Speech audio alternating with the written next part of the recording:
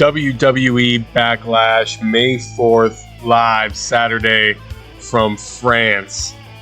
That is the area that calls me Les Incompetents. What movie is that from? You guys let me know in the comments. So I'm here to break down the card, my match predictions for the event. This might be the most predictable pay-per-view card that I have done in a very long time, unless they throw a complete curveball, like throw me completely off and do something out of left field, which they could definitely do. Coming off of WrestleMania the way that they came off, I feel like they're gonna coast. I feel like they should coast, and it's okay. And if they do, they won't get any backlash. Pun intended.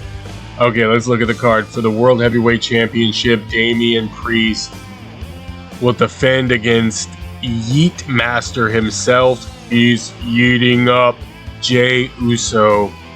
I'm going with Damian Priest. Now, if they want to give Jey Uso the title win in France, they can definitely do that, and they have all my support in doing so. However, because Judgment Day is a mess, however, who's going to wrestle Jey after that? So you got to think of long-term storytelling here.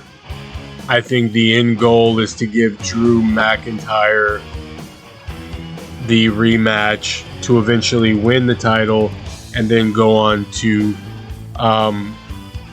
defend against CM Punk. That's just my guess, though. My guess, Damian Priest wins that. WWE Championship match, undisputed championship match. Cody Rhodes against AJ Styles. I had a video about this. Didn't do well. In the video, I talked about the history between Cody Rhodes and AJ Styles. Even though they have not gotten in the ring one-on-one before, this is a first-time ever match, a dream match, if you will. And there's been a lot of history. AJ Styles has been in the ring with Dusty in the NWA TNA days. Both have crossed paths in the Bullet Club. Similar trajectories. I think there's a lot to talk about in this, and they're not really giving it a lot of time to breathe.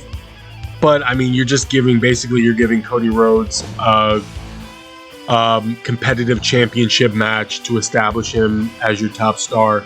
And who better than AJ Styles? AJ Styles is going to sell the fuck out of this match. He's going to sell. He's going to bounce all around the ring, and he's going to make Cody Rhodes look like a superstar. Should be a great match. Cody Rhodes. I'm going with Cody Rhodes. Bayley, Tiffany Stratton, Naomi, WWE Women's Championship match. Bayley, right? Is that crazy? Is that wrong? Bayley? Right? I don't know. I'm going to go with Bayley. They want to throw Naomi in. I think it's too soon for Tiffany Stratton. Way too soon. So my guess is she does something to Naomi to cause Bayley to roll her up and get the win.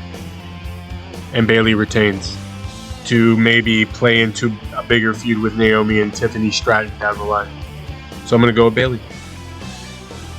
The Kabuki Warriors defend their WWE Women's Tag Team Championship against the Allied Powers, Bianca Belair and Jade Cargill, the Mega Powers, which I believe will explode one of these days. But hey, give them a dominant tag run. It's too bad Ronda Rousey is no longer on good terms with the WWE, because if she reteamed with Shayna Baszler, you got yourself a really good tag team match there once Bianca Belair and Jade Cargill win the titles. So yeah, my guess is Jade and Bianca win. The Bloodline, Tama Tonga, Solo Sikoa against RK Owens, Randy Orton, and Kevin Owens. Bloodline. And I'm going to tell you why. They've been holding off on Jacob Fatu. Why not bring the most gangster member of Bloodline the most solid, the most down to ride for his brothers and his family member comes in, costs Randy Orton, Kevin Owens the match.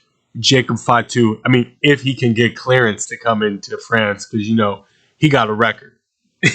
So if he's got clearance to come into France, Jacob Fatu comes in. If not, as a celebratory thing, Tama Tonga brings Jacob Fatu out for Solo Sikoa the next night.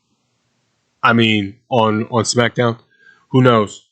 But I'm going to go with the Bloodline. They need the win. Solo Sikoa is like on a 45 match losing streak. He needs a win. And they should do it without interference. So that's my guess.